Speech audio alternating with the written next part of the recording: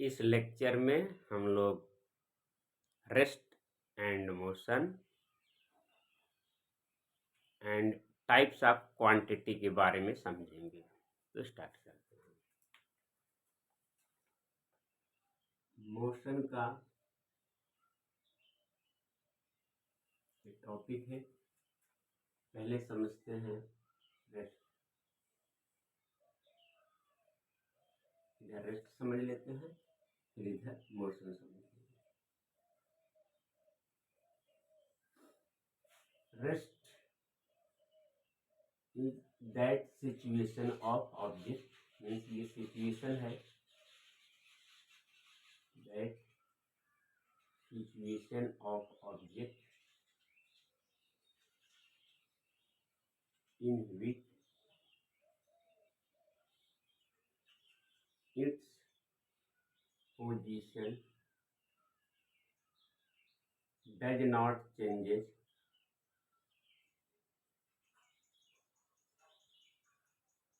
with respect to time। किसी भी object की पोजीशन टाइम के रिस्पेक्ट में चेंज नहीं हो रही है तो हम बोलेंगे वो बॉडी रेस्ट में है। एग्जाम्पल, होम, आपका घर या बिल्डिंग बोल लेते हैं। आपके रूम की पोजीशन, आपके रूम की पोजीशन, योर रूम, आपके रूम की पोजीशन टाइम के रिस्पेक्ट में चेंज नहीं होती है। ऐसा नहीं है कि आज आपका स्टडी रूम यहाँ पे है और कल कहीं और चला गया, परसों कहीं और चला गया। आप जा कर के अपना स्टडी रूम चेंज कर सकते हैं, लेकिन आपका जो स्टडी रूम है वो नहीं चेंज होगा। आपकी स्कूल बिल्डिंग,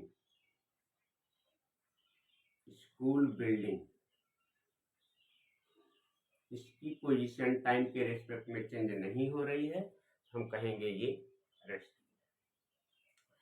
दूसरी बात चलते हैं, दूसरे पे आते हैं मोशन पे।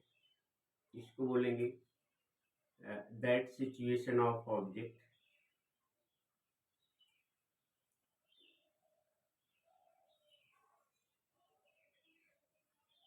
in which its position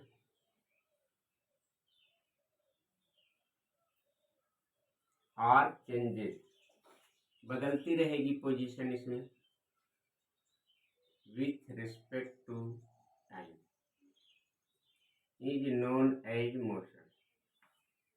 जब ऑब्जेक्ट की पोजीशन टाइम के रिस्पेक्ट में बदलती रहे, अभी यहाँ पे है, कुछ टाइम के बाद कहीं और चली जाए, कुछ टाइम के बाद और चली जाए, पोजीशन वेरिएबल हो, पोजीशन कंटिन्यूसली अगर किसी के रिस्पेक्ट में अपनी पोजीशन को बदलते रहे, उसको हम लोग बोलते हैं मोशन। एग्जाम्पल देख लेते हैं। रनिंग कार, कार चल रही है तो उसको हम बोल देंगे वो मोशन है। ये बेसिक डिफिनीशन रही, बाकी कुछ और समझ लेते हैं।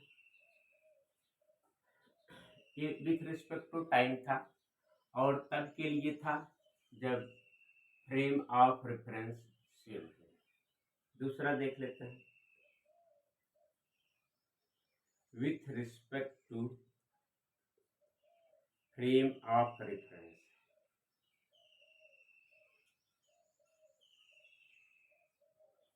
फ्रेम ऑफ रेफरेंस के रिस्पेक्ट में देखें तो इसके लिए आपको एक फ्रेम ऑफ रेफरेंस डिसाइड करना होगा। जैसे देख लेते हैं स्कूल बिल्डिंग को ही, स्कूल बिल्डिंग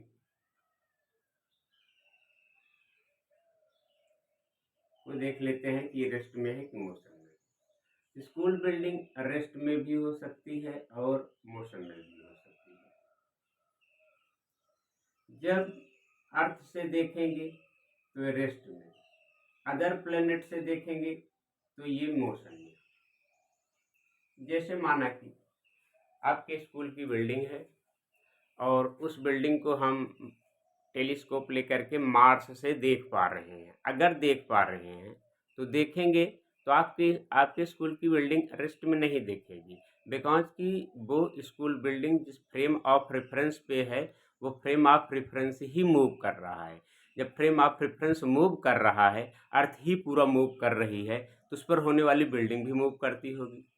तो ये सेम फ्रेम ऑफ रेफरेंस से देखेंगे, अर्थ पे बिल्डिंग है, अर्थ से ही देखेंगे तो वो रेस्ट में दिखेगा, और दूसरे प्लेनेट से देखेंगे, अब इस प्लेनेट के रिस्पेक्ट में अर्थ ही मूव कर रहा है, इस प्लेनेट के रिस्पेक्ट में आपका अर्थ मूव कर रहा है और अर्थ पे बिल्डिंग है, इस प्लेनेट के रिस्पेक्ट में ये बिल्डिंग मोशन में दिखेगी। तो ये कोई बॉडी रेस्ट में है कि मोशन में है, यह किसी के रिलेटिव में होता है, टाइम के रिस्पेक्ट में होता है। पहली बात तो कहेंगे टाइम के रिस्पेक्ट में मेजर करना है, टाइम के रिस्पेक्ट में पोजीशन चेंज हो रही है तो मोशन में, अदरवाइज रेस्ट में। दूसरी बात किसी के रिस्पेक्ट में देखेंगे, अगर कोई बॉडी को, जैसे दो बॉडी एक साथ चल रही हैं, मान लेते हैं, एक और चीज इसमें देखें, एक एग्जांपल इसमें और देखें, एक तो ये रहा, एक और रहा, मान लेते हैं एक कार ये है, ये भी 50 किलोमीटर पर आवर की स्पीड से चल रही है ऐसे, और एक दूसरी कार है, ये भी 50 किलोमीटर पर आवर की स्पीड से चल रही है। ये अभी कोई बाहर ऑब्जर्वर है, वो देखेगा तो इसको भी मोशन में बताएगा, इसको भी मोशन में बताएगा, बट ये इसके रिस्पेक्ट में ये रेस्ट में है, इसके रिस्पेक्ट में ये रेस्ट में है। तो अगर इसको ए मान ले, इसको बी मान ले, A is in rest with respect to B and also B is in rest, ये रेस्ट में है with respect to B, ये दोनों कही जा सकती हैं रेस्ट में। तो इस तरह से कंक्लूजन ये निकला कि किसी बॉडी की सिचुएशन बताना है कि वो रेस्ट में है कि मोशन में है, तो इसका डिसीजन लेने से पहले दो चीज़ें देखें, पहले टाइम के रिस्पेक्ट में देखें, टाइम के रिस्पेक्ट में उसकी पोजीशन चेंज हो रही है तो रेस्ट, टाइम के रिस्पेक्ट में पोजीशन चेंज नहीं, टाइम के रिस्पेक्ट में पोजीशन चेंज हो रही है तो मोशन, और टाइम के रिस्पेक्ट में पोजीशन चेंज नहीं हो रही है तो रेस्ट। अब दूसरे एस्पेक्ट पे आए, फ्रेम ऑफ रेफरेंस को भी समझें। अगर बॉडी जहां जिस फ्रेम से आप देख रहे हैं, जैसे सपोज कर लेते हैं मार्स से देख रहे थे बिल्डिंग को, तो बिल्डिंग जिस फ्रेम पे थी वो फ्रेम ही मूव कर रहा था, पूरी अर्थ ही मूव कर रही है, तो उस पे जो बिल्डिंग है वो मोशन में हो जाएगी। इसी बिल्डिंग को अभी टाइम के रिस्पेक्ट में हम रेस्ट में बताए थे, और यही बिल्डिंग दूसरे प्लेनेट से देखने पे मोशन में भी हो जा रही है। तो कोई बॉडी रेस्ट में होगी कि मोशन में होगी, एब्सोल्युटली उसके बारे में बताने के लिए हमको ये भी समझना होगा कि उसको हम कहाँ से ऑब्जर्व कर रहे हैं। ये रहा। अब इस लेक्चर का ये वाला सेगमेंट यहीं पे खत्म हो रहा है। अब आए क्वांटिटी के बारे में, इसी में समझ लें। क्वांटिटी दो तरह की, क्वांटिटी समझ लेते हैं। क्वांटिटी कुछ बेसिक मोशन स्टार्ट करने से पहले कुछ बेसिक चीजें पढ़ना पड़ेगा, जिससे चैप्टर पे थोड़ी सी अच्छी कमांड बन पाए। तो क्वांटिटी को हम लोग डायरेक्शन के बेस, देखिए क्वांटिटी कई तरह की होती है, जैसे मान लेते हैं एक स्केलर क्वांटिटी, एक वेक्टर क्वांटिटी, ये टाइप्स हो गया। एक वेरिएबल क्वांटिटी, एक कांस्टेंट क्वांटिटी, ये हो गया। एक डायमेंशनल क्वांटिटी, एक डायमेंशनलेस क्वांटिटी, ये हो गया। इसी तरह से क्वांटिटी को हम लोग कैटेगराइज कर सकते हैं, बट किसी भी चीज़ को कैटेगराइज करने के पहले हम लोग को ये भी समझना होता है कि उसको हम किस पैरामीटर के बेस पे कैटेगराइज कर रहे हैं। फॉर एन एग्जाम्पल जैसे देते हैं, स्टूडेंट को हमें कैटेगराइज करना है, स्टूडेंट का क्लासिफिकेशन करना है, तो दो में कर सकते हैं, एक गर्ल एक बॉय। क्लासिफिकेशन करने से पहले समझना है कि हम इनको किस पैरामीटर के बेस पे क्लासीफाई किए। जैसे हाँ, गर्ल एंड बॉय जो किए हैं ये जेंडर के बेस पे किए हैं। उसी तरह से दूसरा क्लासिफिकेशन रिजल्ट के बेस पे करते हैं, तो pass student fail student, pass and fail में भी कर सकते हैं रिजल्ट के बेस पे। उसी तरह से उनके इंटेलेक्चुअलिटी के बेस पे उनको क्लासीफाई करते हैं, तो good, intellectual student, average student, इस तरह से स्टूडेंट को हम क्लासीफाई कर सकते हैं। तो इसी तरह से हम क्वांटिटी को भी कैटेगराइज कर रहे हैं, इस बेस पे कर रहे हैं कि उनको बताने के लिए हमें डायरेक्शन की ज़रूरत पड़ेगी कि नहीं पड़ेगी। इस बेस पे क्वांटिटी दो तरह की होती है, एक क्वांटिटी हो गई स्केलर, एक क्वांटिटी हो गई वेक्टर। स्केलर वो क्वांटिटी जिसको टोटली डिस्क्राइब्ड करने के लिए ओनली वन मैग्नीट्यूड की जरूरत पड़े, मैग्नीट्यूड की केवल जरूरत पड़े, मैग्नीट्यूड के हेल्प से इसको टोटल का टोटल डिस्क्राइब कर दिया जाए। वेक्टर क्वांटिटी मीन्स वो क्वांटिटी जिसको डिस्क्राइब करने के लिए मैग्नीट्यूड के साथ साथ डायरेक्शन भी बताना पड़े, बिना डायरेक्शन का वो इनकम्प्लीट रहेगी, उस क्वांटिटी को बोलेंगे वेक्टर, उस क्वांटिटी को बोलेंगे वेक्टर। जैसे अब एग्जांपल लेते हैं, जैसे मान लेते हैं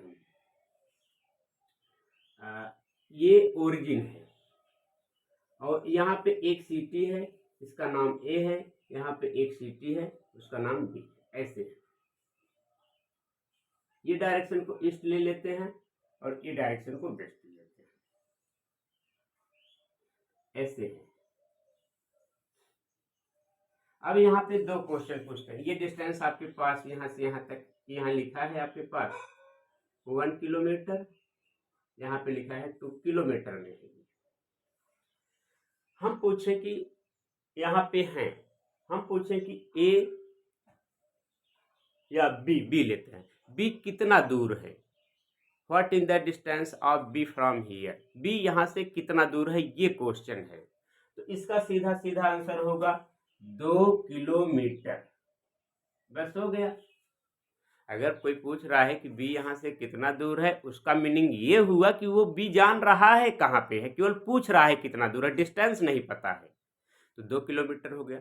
दूसरा क्वेश्चन है तो ये डिस्टेंस पूछ रहा है, तो डिस्टेंस केवल पूछ रहा है, तो डिस्टेंस आपकी हो गई 2 किलोमीटर।